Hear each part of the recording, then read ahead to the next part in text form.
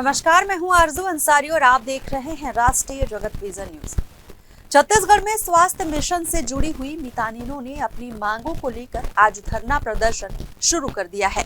इस प्रदर्शन में उन्होंने अपनी मांगों को लेकर एक रैली भी निकाली है। इस रैली में सैकड़ों मितानिन कार्यकर्ता शामिल हुए हैं।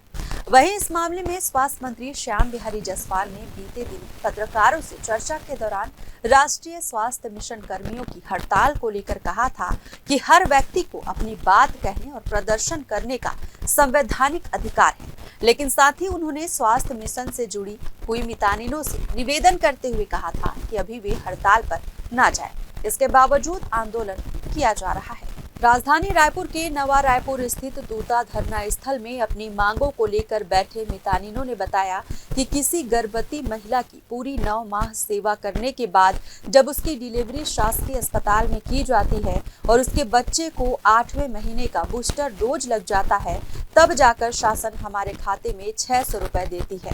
इस प्रदर्शन में रायपुर जिले के अभनपुर, आरंग, धरसीवा, तिल्दा नेवरा और खरोरा विकास खंड से हजारों मितानिन कार्यकर्ता विरोध प्रदर्शन में शामिल हुए।